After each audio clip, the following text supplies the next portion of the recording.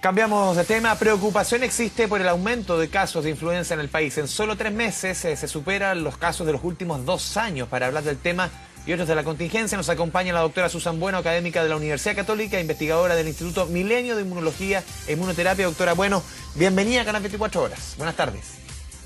Hola, buenas tardes, Andrés. Gusto de estar en su programa. Doctora, ¿cómo ve la situación, lo que comentábamos, el enunciado de la influenza? En 3 meses hemos tenido más casos que en 2 años, lo conversamos algunos días también, que se adelanta prácticamente en 2 meses la llegada de la influenza en nuestro país. ¿Cómo está viendo el escenario usted?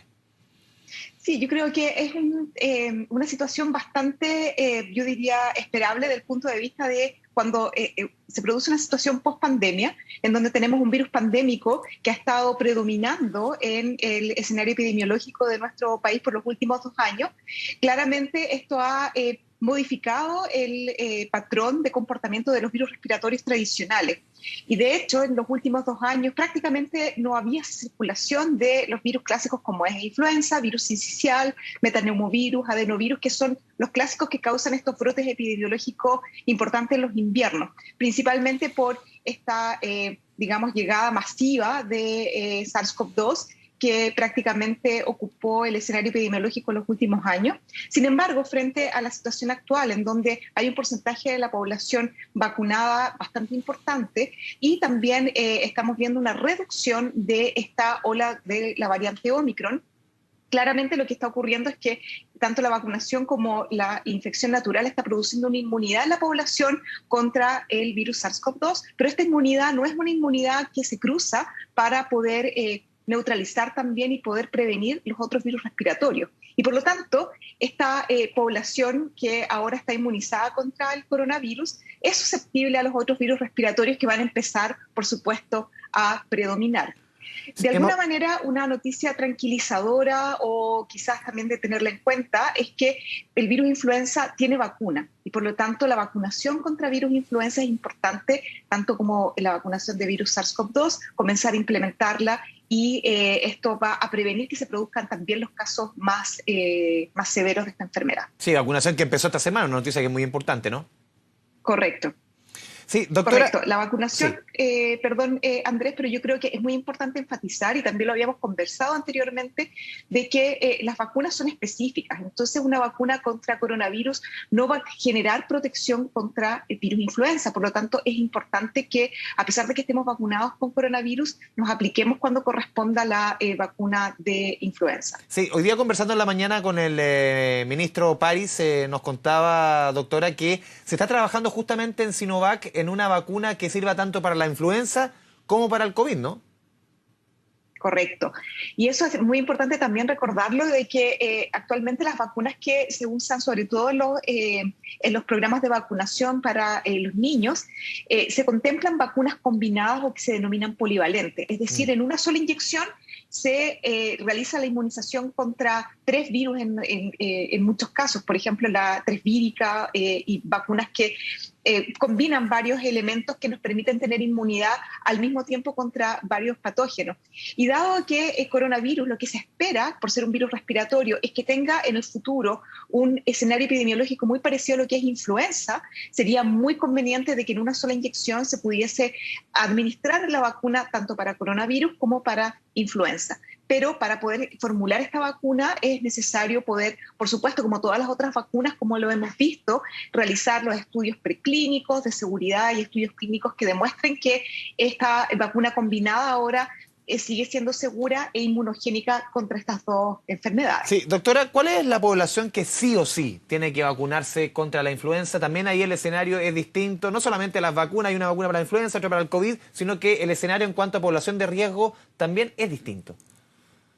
Claro, porque considerando de que en el caso de influenza es una enfermedad, un virus respiratorio que ha convivido con el ser humano durante muchas décadas y por lo tanto existe una inmunidad ya en la población que justamente las personas que son inmunocompetentes, es decir, que tienen su sistema inmune funcionando correctamente, y las personas jóvenes son aquellos que podemos decir que son menos susceptibles, sobre todo los niños, justamente adolescentes, son menos susceptibles a desarrollar enfermedades severas, no a no contagiarse, sino que a desarrollar los casos más severos. Pero los niños pequeños y los adultos mayores son las poblaciones que son más susceptibles a este virus y a desarrollar las enfermedades más severas causadas por este microorganismo. Por lo tanto, es súper fundamental de que la vacunación se oriente en esta población. Y por otra parte, como siempre, también las personas más expuestas a este virus son el personal de salud.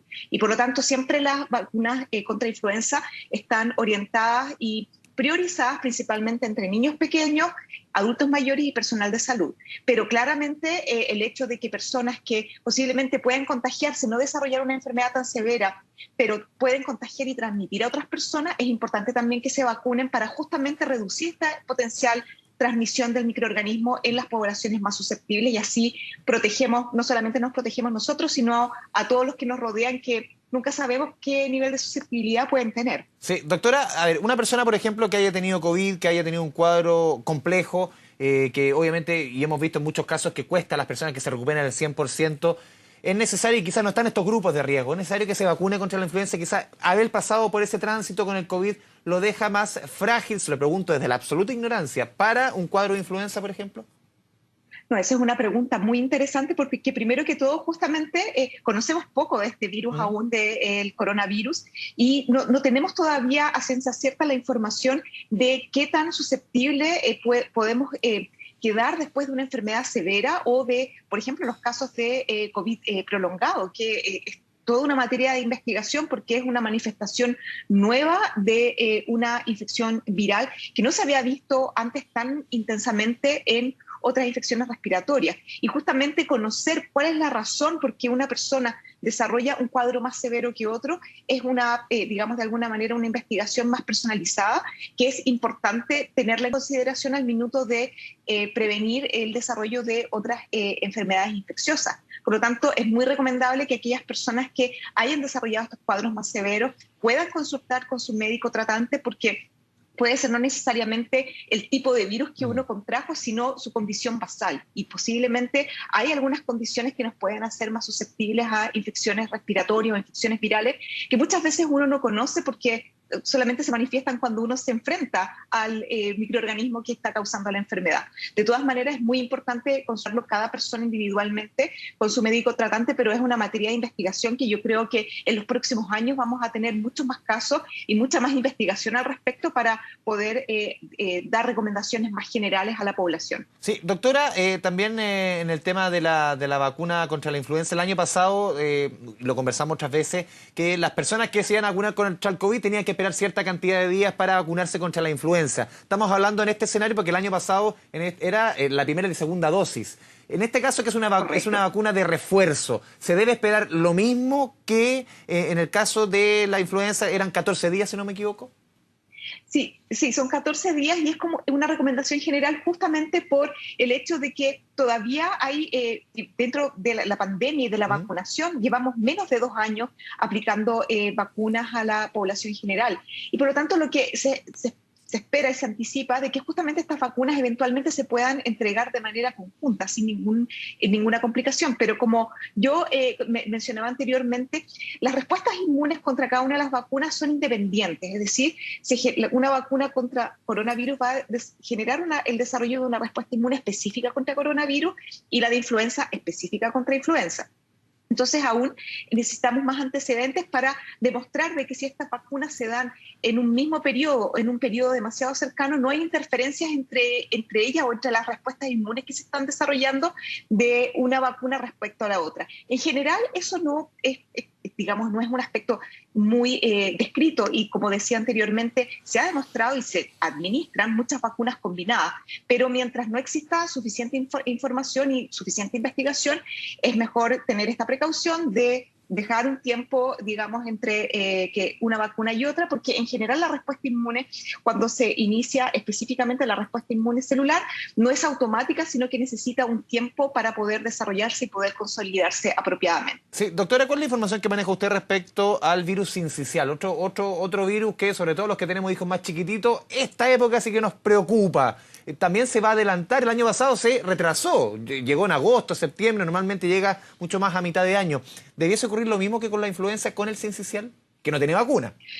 Uno esperaría algo equivalente. De hecho, el año pasado también, cuando se produjo una reducción importante de la circulación de coronavirus en nuestro país, junto con la apertura, por ejemplo, de algunos colegios sanas cunas, se produjo un pic de virus sincicial. Y esto también es natural y también uno debería anticipar justamente de que el virus sincicial podría tener un repunte y eventualmente un poco más temprano. Ahora, lo importante es que hay que recordar también, sobre todo a los papás, que virus sincicial, si bien hay varias iniciativas para el desarrollo de vacunas contra virus sincicial, y de hecho en la Universidad Católica estamos trabajando muy activamente aún en esto, aún no existe una vacuna aprobada para su uso en población pediátrica. Por lo tanto, la única forma que tenemos de prevenir esta enfermedad es la aplicación de prevención del contagio, que es exactamente la misma que utilizamos para todos los virus respiratorios como COVID-19, como es el caso del uso de mascarilla, el lavado de manos, la higiene.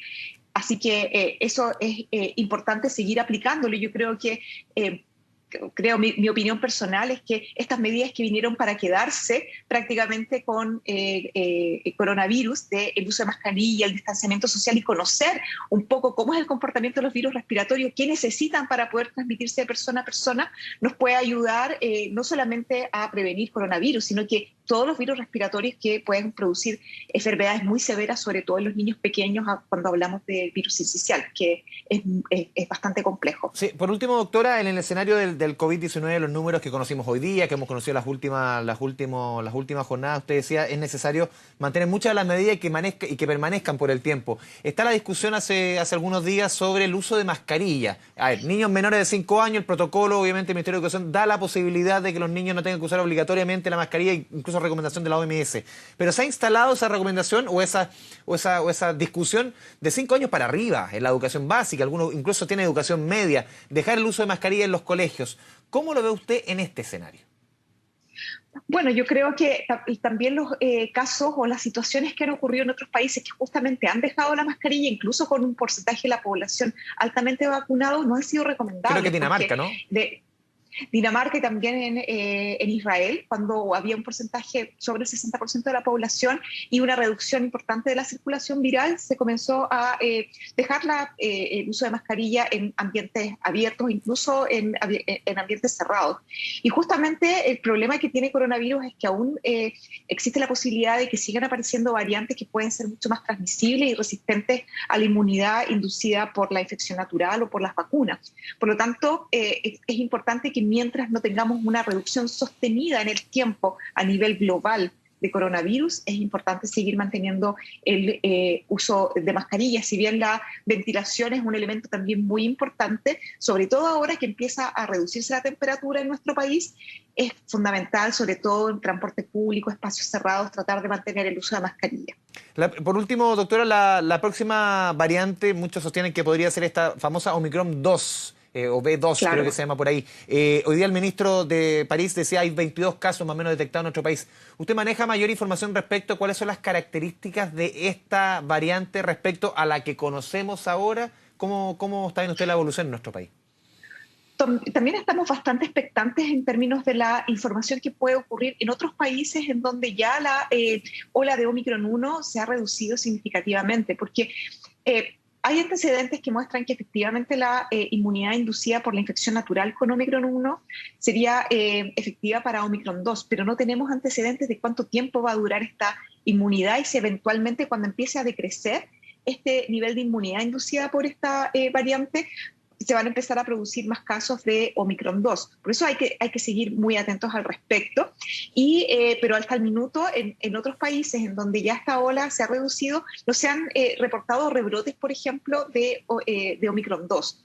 Por lo tanto, esperaríamos que efectivamente la población pudiese protegerse, pero hay que seguir atentos en términos del seguimiento de la nueva aparición de casos y, por supuesto, también estar muy alerta ante una potencial nueva ola que pudiese aparecer y que estaría dando cuenta de que hay una nueva variante circulando. Sí, doctora Susan Bueno, muchas gracias por esta conversación muchas gracias por esta conversación con Canal 24 Horas. Muy buenas tardes. Muchas gracias a usted, Andrés, y todos a seguir cuidándose, que estén muy bien. Hasta Gracias, luego. Chao. Chao. Ahora,